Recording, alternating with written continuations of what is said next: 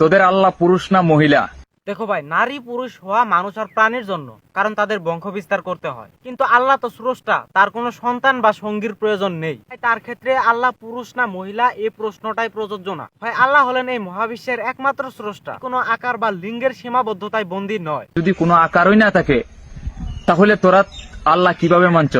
আমরা তাকে আকার দেখে নয়, বরং তার সৃষ্টি এবং তার দয়া দেখে তাকে অনুভব করি। তিনি আমাদের জন্য যে জীবন বিধান পাঠিয়েছেন, অর্থাৎ কোরআন পাঠিয়েছেন, তা পালন করাই হলো তাকে মেনে চলা। স্রষ্টাকে চিনার জন্য চোখের চেয়ে অন্তরের বিশ্বাস এবং সৃষ্টি জগতের নির্দেশনাই যথেষ্ট।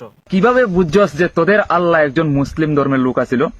ভাই, আল্লাহ কোনো ধর্মের অনুসারী নন, বরং তিনি প্রতারক বা স্রষ্টা। ভাই, ইসলাম ধর্ম অনুযায়ী আল্লাহ শুধু মুসলিমদের জন্য নয়। আল্লাহ যেমন আমাকে সৃষ্টি করেছেন, ঠিক তোমাকেও সৃষ্টি করেছেন। তিনি যেমন আমাকে অক্সিজেন দিচ্ছেন, ঠিক তেমনি আপনাকেও অক্সিজেন দিচ্ছে।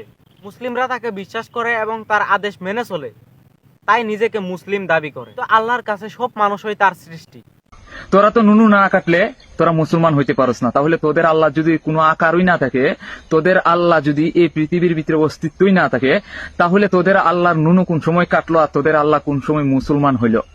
তুই কিভাবে বুঝলি যে তোদের আল্লাহ তোদের মুসলিম ধর্মের লোক?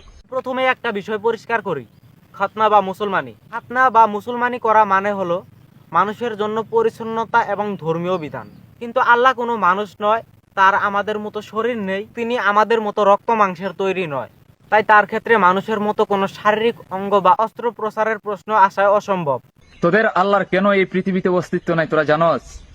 তোদের আল্লাহর সৃষ্টিকর্তা কে জানস?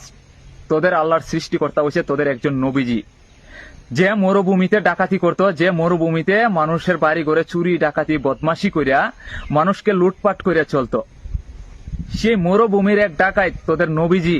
ভাই, আপনি যাকে ডাকাত, চোর, বদমাশ বলছেন, তিনি আরবের সেই ঘোর অন্ধকারের যুগেও মানুষের কাছে আলামিন বা বিশ্বস্ত হিসাবে পরিচিত ছিলেন।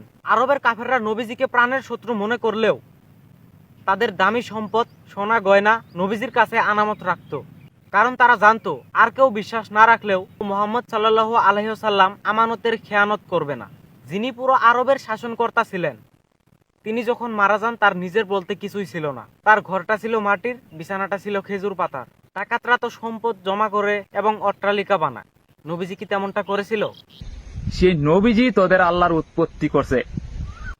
না ভাই, নবীজি আল্লাহকে উৎপত্তি করেনি, নবীজি ইসলাম ধর্মকে উৎপত্তি করেনি। আল্লাহ তাআলা নবীজিকে উৎপত্তি করেছেন। ইসলাম ধর্মের উৎপত্তি বা প্রবর্তক হলেন আল্লাহ তাআলা, যার মাধ্যমে এই ধর্ম পূর্ণতা পেয়েছে এবং পৃথিবীর মানুষের কাছে পৌঁছেছে। সেই মানুষটাই নবীজি। একটা এক্সাম্পল, স্যার আইজাক নিউটন মহাকর্ষ বল বা মাধ্যাকর্ষণীয় বল বা গ্রেভিটি আবিষ্কার করেছিলেন। এর মানে কি নিউটন গ্রেভিটি সৃষ্টি করেছেন? না, তিনি শুধু পৃথিবীর মানুষকে জানিয়েছেন যে গ্রেভিটি বলে কিছু একটা আছে। ঠিক তেমনি নবীজি আমাদেরকে জানিয়েছেন যে আমাদের স্রষ্টা কে, তিনি কি চান। তোদের আল্লাহর কেন এই পৃথিবীতে অস্তিত্ব নাই তোরা জানস? তোদের আল্লাহর সৃষ্টিকর্তা কে জানস? তোদের আল্লাহর সৃষ্টিকর্তা হচ্ছে তোদের একজন নবীজি, যে মরুভূমিতে ডাকাতি করতো, যে মরুভূমিতে মানুষের বাড়ি ঘরে চুরি ডাকাতি বদমাশি করিয়া মানুষকে লুটপাট করিয়া চলতো। সেই মরুভূমির এক ডাকাত তোদের নবীজি। সেই নবীজি তোদের আল্লাহর উৎপত্তি করছে। আপনার প্রশ্ন করার অধিকার আছে, আপনি প্রশ্ন করতে পারেন, কিন্তু নবীর ক্যারেক্টার নিয়ে মিথ্যা কথা বলার অধিকার কারণেই। এরপরে ইসলামকে নিয়ে কোনো মিথ্যা অপবাদ দেওয়ার আগে কোনো নিরপেক্ষ ইতিহাসের বই খুলে দেখবেন। হিন্দু ভাই বোন, আপনাদেরও যদি ইসলাম নিয়ে কোনো কোয়েশ্চেন থাকে তাহলে কমেন্ট বক্সে কমেন্ট করতে পারো, আমি সম্মানের সাথে রিপ্লাই দিব। ধন্যবাদ।